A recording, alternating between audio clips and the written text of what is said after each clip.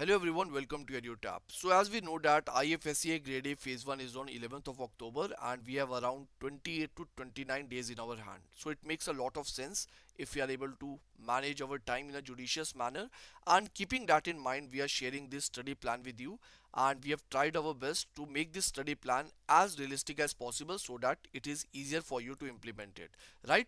And this video is going to be very helpful for those aspirants who have actively started their IFSCA Grade A preparation. Now, before we discuss all these things, just a small announcement. We know that previous year papers play a very important role if you're preparing for any competitive exam, including IFSCA Grade A. So what you can do, you can go to the description box, click over the link, and from there you can download these previous year papers that will help you to understand the trend, pattern, and difficulty level with respect to this examination. Now, before we jump directly to study plan, let us first try to revise that what are the different components that are there as a part of our syllabus that is under phase 1 and phase 2. So first of all, we know that phase 1 exam is on 11th of October, right? And phase 2 exam is on 15th of November. So if you talk about phase 1, we have two papers, paper 1 and paper 2. We already know that. We know that as a part of this paper, we have quants, reasoning, English and GA. And if you talk about paper 2, these are the core areas that are there. We have economics, finance, management, commerce, accountancy, and costing. Apart from that, we have some other components also, for example miscellaneous areas like GK and other type of different schemes that have been written as a part of the syllabus, but I am including them under this GA portion only, right? Because anyhow under GA you are going to cover the current affairs, so we can put it under this category only. But these are the main core components that are there. If we talk about phase 2, in paper 1 of phase 2 we have the English section that can be done after phase 1 also, no problem regarding that. And if you talk about the paper 2, under paper 2 of phase 2 we have these core areas. We have IFSCA Act and related components, we have budget and economic survey, we have banking, capital market, insurance and pension sector, right? These are the main areas that are there.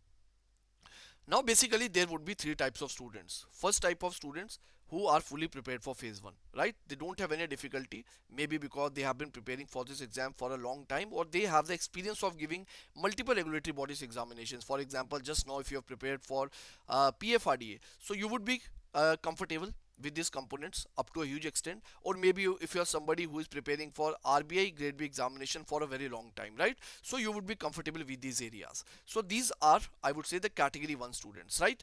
The category 2 students are those who have, I would say, average preparation level. By average I mean to say that you are comfortable with this quants and reasoning and English, right?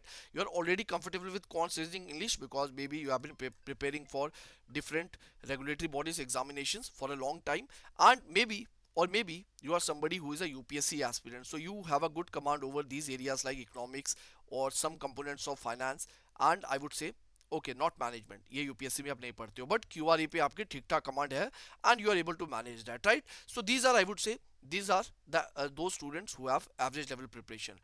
Third category वाले वो student है जिनको paper 2 में से कुछ नहीं आता, ठीक है, अभी बिगिनर ही है, लेकिन क्वांट रीजनिंग इंग्लिश उनका ठीक ठाक है, मतलब मैनेज कर लेते हैं, right? So whatever time table we are discussing, we are going to keep these factors into consideration, right? अब एक और चौथी कैटेगरी के स्टूडेंट होंगे, शायद वो अभी अभी कॉलेज से पास आउट हुए होंगे एंड कॉम्पिटेटिव एग्जाम की जर्नी में जस्ट एंटर हुए होंगे और IFSCA शायद उनका पहला एग्जाम हो. मैं यही सजेस्ट करूंगा कि यार, to be honest, it is very difficult to prepare at this point of time, because सिर्फ एक महीना बचा है.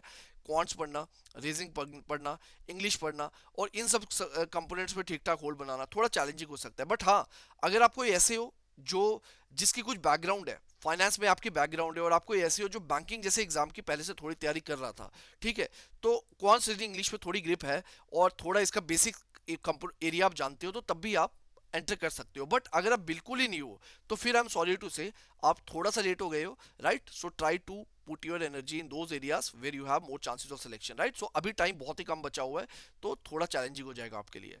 तो अब आते हैं स्टडी प्लान पे. Let us talk about the study plan. So if I talk about study plan, I have divided this study plan into three slots. Slot 1 is of quant reasoning, या फिर आप इसे पेपर 1 स्लॉट भी कह सकते हो, ठीक है.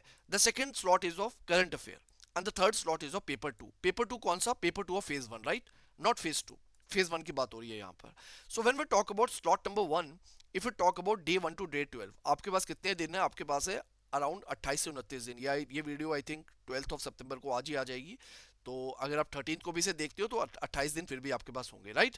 तो पहले 12 दिन के लिए, that is from day 1 to day 12, what you have to do, you have to study quants, right, 2 hours daily. अब ये जो मैंने 2 आवर्स डेली लिखा है, प्लीज याद रखना ये वर्किंग एस्पिरेंट्स के लिए है, फुल टाइम एस्पिरेंट के लिए नहीं, because full time aspirants have ample amount of time, right. So there should be no case of time restriction, time based restriction with respect to them. वो working aspirant को कम से कम मेरे हिसाब से उनको 5 घंटे निकालने ही पड़ेंगे रोज, 4.5 से 5 घंटे निकालने पड़ेंगे, depending on case to case basis, depending on your strength and weakness also. But कोशिश करो कि एक महीना थोड़ा आपको ग्राइंड करना पड़ेगा, ये एक महीना अच्छे से ग्राइंड कर लो, एंड अगर रिजल्ट्स आपके फेवर में होते हैं तो आपको कोई भी रिग्रेट नहीं होगा, ठीक है। So give you 100%, that's all I can say. So 2 hours daily जो मैंने लिखा है, this is for the working aspirants, not the full time aspirant. वो जितना पढ़ सकते हैं पढ़ने की कोशिश करें। The point is that first slot you have to dedicate to quants section. Why quants? Because मुझे लगता है कि जो फेज 1 है, फेज 1 पेपर 1 है, इसमें से जो अगर कोई चैलेंजिंग कंपोनेंट है वो क्वांट्स ही है। बाकी जितने भी कंपोनेंट है, रीजनिंग मैनेज हो जाती है, स्टूडेंट्स कर लेते हैं रीजनिंग मैनेज। और जीए एक ऐसी चीज है जिसके लिए मैं आपको बोल रहा हूँ, आपको रोज जीए पढ़नी पड़ेगी, ठीक है। आप डे 1 टू डे 12 ले लीजिए, डे 13 टू 20, या फिर 21 टू 20 है रिवीजन टाइम पे भी आपको जीए रोज पढ़नी होगी। और मैं कहता हूँ कि minimum you have to dedicate 1 hour रोज, 1 घंटा जीए पढ़ो, करंट अफेयर पढ़ो, बिकॉज जीए एक ऐसी चीज है जिस पर ग्रिप आने में टाइम लगता है, ठीक है। जीए ऐसी नहीं है कि you have studied something for once and you are able to retain it, right? So that won't happen. So you have to study it every day, you have to revise it every day, so that basically you are able to retain the information. So it is very important that you are studying current affairs और general awareness 1 our daily. रोज पढ़ना है आपको, रोज 1 घंटा लेके बैठो, ठीक है। जो कल पढ़ा था उसको भी थोड़ा रिवाइज करते रहो, और जो नया पढ़ना है उसको भी साइड बाय साइड देखते रहो, वो तो ऑफकोर्स देखना ही है, right. So that's how you have to cover GA, क्योंकि जीए का सिलेबस थोड़ा वास्ट है, but at the same time scoring है। और मैं आपसे एक और चीज बताना चाहता हूँ, that if you see phase 1, if you talk about phase 1, over there you can see that there are sectional cutoffs, right? You can see that 30% आपको मिनिमम लेके आना है, राइट। तो 30% एक बार आपने ले आए यहाँ पे, तो आपको कोई स्ट्रेस लेने की जरूरत नहीं है, पेपर 1 आपका क्वालिफाई हो जाएगा। If I talk about paper 2, just 40% आपको लेके आना है, राइट। तो इसके बारे में बात करेंगे, I have considered this also as a part of your study plan. तो 40% आपको टारगेट कर लो, और एग्रीगेट 40% है, तो किसी तरह बस आप मैनेज कर लो यार कि अपना 100% दे दो, और क्वांट, रीजनिंग, इंग्लिश, जीए को इतनी तरह पढ़ लो कि इसमें से 30% आपका यहाँ आ जाए और 40% यहाँ पे हो जाए। क्योंकि क्यों? Because basically this paper and this paper has no role with respect to phase 2, or phase 2 is the ultimate examination that is going to be the deciding factor whether your name is going to be in the merit list or not, right? और phase 2 में क्या आता है, ये आता है, इसके बारे में बाद में बात करूंगा, ठीक है। So up till now what did I tell you? I have told you that basically quant आपको रोज 2 घंटे पढ़ना है, और जीए आपको पढ़ना है रोज 1 घंटा। डे 30 to 20 की बात करूं, अब मान लो आपने 10-12 दिन क्वांट्स पढ़ लिया। अब मैंने 10-12 दिन क्यों लिखा है? क्योंकि इतना टाइम आप डेडिकेट कर सकते हो, और ये मैंने पहले ही बता दिया, ये उन स्टूडेंट्स के लिए स्टडी प्लान है जो ऑलरेडी क्वांट, रीजनिंग, इंग्लिश में कंफर्टेबल थे, पहली बार नहीं पढ़ने जा रहे हैं। तो बेसिकली आपको वो, आपको पता है कि आपको किन एरिया से फोकस करना है, राइट। अपनी स्ट्रेंथ को थोड़ा और एम्पलीफाई करने की कोशिश करो, और वीकनेस को इस तरह कर लो कि भाई कोई इजी या मीडियम लेवल क्वेश्चन आ जाए, मैं उसे कर लूं और मेरा ये 30% कट ऑफ निकल जाए, ठीक है। इस हिसाब से आपको 10-12 दिन मैनेज करने हैं, और बाकी के जो 8-10 दिन है आप वहां पे रीजनिंग कर सकते हो, राइट। तो ये आपके हो जाएंगे around 20 days, right. So 10 plus, I would से 12 प्लस 8, यू कैन से 20, या फिर 20 to 22 डेज, राइट। तो यहाँ पर आपका आ जाएगा। बाकी का टाइम बच रहा है, वहां पर आप इंग्लिश देख लो, इंग्लिश इजी कंपोनेंट है, नो डाउट रिगार्डिंग दैट, और क्योंकि आप ऑलरेडी प्रिपेयर कर रहे हो इसके हिसाब से, तो आपको इंग्लिश आती होगी, right.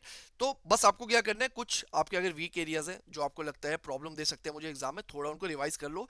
And apart from that, whatever you have covered in quants and reasoning, try to revise that also. For example, you have I would say prepared some kind of notes where you have written those shortcut tricks or maybe formulas, right? तो वो सब चीजें थोड़ा revise करते रहो, साथ में question MCQ practice करते रहो, मॉक टेस्ट देते रहो, राइट। अभी एड्यूटैप ने टेस्ट सीरीज भी लॉन्च की है, तो चाहो तो आप वो भी ज्वाइन कर सकते हो अगर आपको लगता है कि वो आपके स्टडी प्लान में आपको हेल्प कर सकती है, राइट। तो मैंने टेस्ट सीरीज यहाँ ऐड नहीं की है क्योंकि मुझे नहीं पता कि कौन सा वर्किंग एस्पिरेंट है वो कितना टाइम डेडिकेट कर सकता है, बट अगर आप चाहो तो आप टेस्ट सीरीज भी देख सकते हो, संडे संडे को एक एक टेस्ट दे सकते हो, राइट। तो वो भी आप ऐड कर सकते हो अपने स्केड्यूल में, right. So that can be done. तो करंट अफेयर की बात होगी कि यार ये तो रोज पढ़ना है। उसके बाद आता है पेपर 2। पेपर 2 किसका? I would say phase 1। अब इसमें आपको क्या करना है, the point is that there would be diverse type of aspirants. कोई ऐसा होगा यार I am comfortable with English and sorry economics and finance, कोई ऐसा होगा जो बोलेगा I am not good at economics, I am comfortable with commerce and accountancy. तो इसलिए मैंने कोई रिजिडिटी नहीं ऐड की, I have not mention any kind of subjects over here because it depends on case to case basis. But from my end what I can suggest you is that this is the chronology that you can refer to, right? So what I would suggest you is that सबसे पहले management, finance और economics, ये तीन areas ऐसे हैं जहां पे आपकी बहुत अच्छी ग्रिप होनी चाहिए। क्यों? There is a reason behind that, because these are the most scoring areas and these are the areas that are highly overlapping in nature. आप कोई भी एस्पिरेंट ले लो, वो इन एरियाज को करके ही आएगा, क्योंकि चाहे आरबीआई एस्पिरेंट हो, सेबी एस्पिरेंट हो, यूपीएससी एस्पिरेंट हो, ये एरियाज ऐसे हैं जो हर किसी के लिए स्कोरिंग है। तो यहाँ से तो आपको मार्क्स गैदर करने, आप चाहे जो मर्जी कर लो, ताकि आप ये 40% किसी तरह क्लियर कर पाओ आसानी से, ठीक है? उसके अलावा the components like I would say commerce and accountancy and costing, यहाँ पर मैं बोलूंगा थोड़े टेक्निकल एरियाज हैं, नो डाउट रिगार्डिंग दैट। अब ये केस टू केस बेसिस पे डिपेंड करेगा। अगर आपको ऐसे हो जो फाइनेंस, इकोनॉमिक्स एंड मैनेजमेंट में पूरी तरह कंफर्टेबल है, यानी कि कैटेगरी 1 स्टूडेंट, तो आप कॉमर्स एंड अकाउंटेंसी को टारगेट करना अच्छे से शुरू कर दो, ठीक है? उसको अच्छे से रिवाइज करो, क्योंकि आपने अगर ऑलरेडी पढ़ा नहीं पढ़ा तो कम से कम इतनी कुछ बेसिक प्रिपरेशन कर लो कि यार कुछ इजी क्वेश्चन या मीडियम लेवल क्वेश्चन आ जाए तो मैं वो सॉल्व कर पाऊं। एक महीना है अभी भी आपके पास ऑलमोस्ट, ठीक है? ये स्टूडेंट क्या करेंगे, एवरेज वाले, इनको फोकस करना है कि यार जो मैनेजमेंट, फाइनेंस और इकोनॉमिक्स के बेसिक्स मैंने पढ़े थे उनको रिवाइज कर लूं, सिलेबस में कोई नया है तो वो देख लूं, ताकि इन पेपर्स, इन कंपोनेंट्स से अगर कोई भी क्वेश्चन आए वो मेरा मिस नहीं होना चाहिए, ठीक है? चाहे मतलब अब 100% एक्यूरेसी लाना तो मुश्किल होता है, बट कोशिश करो कि कम से कम 80% एक्यूरेसी आप लेके ही आओ, ठीक है? That should be the target. Apart from that पीछे बच गए कॉमर्स, अकाउंटेंसी एंड कॉस्टिंग। तो यहाँ पर आप कोशिश करो कि यार मैंने वही जो आपको एडवाइस दी कि अगर इजी या मीडियम लेवल क्वेश्चन आ जाए, इतनी कम से कम अपनी प्रिपरेशन रखो कि यार वो तो आपसे सॉल्व हो जाए, क्योंकि मैंने आपको पहले ही बता दिया कि इन पेपर्स का फेज 2 में कोई रोल नहीं है। बस आपको 40% के ऊपर किस तरह क्रॉस करना है। और मैंने यहाँ एक और चीज नहीं लिखी है जो एडवांटेज हो सकती है आपके लिए, वो है current affair, right? Current affair भी ऑफकोर्स वो आपके पेपर 2 में भी है, right? If you see it over here, they have mentioned that we have GK and we have this government initiatives and schemes also, right? So वो भी आपको मदद करेगी ऑफ कोर्स। कुछ क्वेश्चन आप यहाँ से भी सही करोगे, बिकॉज अगर आप करंट अफेयर रोज पढ़ रहे हो तो वहां से भी आपके अच्छे खासे क्वेश्चन निकल जाएंगे। तो ये जो आपका पेपर 2 वाला जो 40% कट ऑफ है, ये आपको ऐसे सॉल्व करने में आसानी होगी, राइट? तो ये तीन एरियाज है, इस पर स्ट्रॉन्ग ग्रिप रखो और यहाँ पर ऐसा पढ़ लो कि इजी और मीडियम लेवल क्वेश्चन आपके टारगेट हो जाए। अब बात करते हैं फेज 2 की। फेज 2 का क्या करना है? अब रिगार्डिंग दिस आई वुड से बात ये है कि अगर हम किसी आइडियल टाइम टेबल की बात करें, जो एक परफेक्ट टाइम टेबल होता है, तो उसमें हम यूजुअली यही टारगेट करते हैं कि यार फेज 1 एंड फेज 2 दोनों की इंटीग्रेटेड प्रिपरेशन हो। But I would like to say that अभी इस टाइम पे पॉसिबल नहीं है। इसको सिर्फ एक ही कैटेगरी के स्टूडेंट टारगेट कर सकते हैं, वो है ये वाले स्टूडेंट, जिन स्टूडेंट को लगता हो फेज 1 के लिए पूरा प्रिपेयर्ड है। मैंने अभी अभी पीएफआरडी का एग्जाम दिया, जैसे कोई स्टूडेंट है वो बोले मैंने अभी अभी पीएफआरडी का एग्जाम दिया, तो ये सारे कंपोनेंट मैंने प्रिपेयर किए हैं, मैंने सभी का एग्जाम दिया, ये सब मुझे आता है, ठीक है? और मेरी यहाँ पर भी अच्छा होल्ड है। तो आप क्या कर लो, कोशिश करो, try to follow this approach, try to basically cover at least 40 to 50% of this phase 2 syllabus. 40 से 50% कवर कर लो। अब 40 से 50 में आप क्या टारगेट करोगे? या तो इंश्योरेंस कवर कर लो या कम से कम पेंशन कवर कर लो। अगर आप पीएफआरडी वाले हो तो आपने पेंशन ऑलरेडी पढ़ा होगा, ठीक है? तो इंश्योरेंस को टारगेट कर लो। अगर आपने इंश्योरेंस से पेंशन दोनों नहीं पढ़ा है तो इन दोनों में से कोई एक टारगेट कम से कम कर लो। अगले एक महीने में अगर आपको लगता है कि अगले 10 दिन में मैं कोई एक आधा कंपोनेंट खत्म कर दूंगा, तो उसे कवर कर लो। बाकी budget and economic survey of course आपने पढ़ा होगा। आईएफएससी एक्ट में ज्यादा टाइम बिल्कुल नहीं लगेगा, सिर्फ 16 से 17 पेजेस का एक्ट है। इसके वन पेजर आप नोट भी बना लोगे फेज 1 के बाद, तब भी हो जाएगा। इसको छोड़ दो अभी के लिए, ठीक है? बस इन दोनों में से कोई एक आधा कंपोनेंट कर लो, ताकि फेज 1 के बाद आपके पास थोड़ा टाइम बचा रहे और आप ऑफ कोर्स आई वुड से थोड़ा एफिशिएंटली फेज 2 को टारगेट कर सको। बट जो लोग नहीं कर पा रहे हैं, ज्यादा टेंशन मत लो, हो जाएगा ये, ठीक है? जब आप फेज 1 क्लियर करोगे आप बहुत ही मोटिवेटेड होंगे, your confidence will be very high of course, so you will be able to target this component. So this is I would say this time table is realistic enough. मैंने बोला कि 5 घंटे working aspirant को रोज देने हैं, कोशिश करनी है। और आई वुड से जो फुल टाइम एस्पिरेंट है उनको पूरी कोशिश करनी है कि यार कम से कम आई वुड से जितना पढ़ सके पढ़ो। You have ample amount of time in your hand, so please do not waste this opportunity. और मैं तो कहूंगा कि अब तो एग्जाम का कंपटीशन भी कम हो चुका है, क्योंकि बहुत सारे एस्पिरेंट्स है वो एलिमिनेट हो चुके हैं।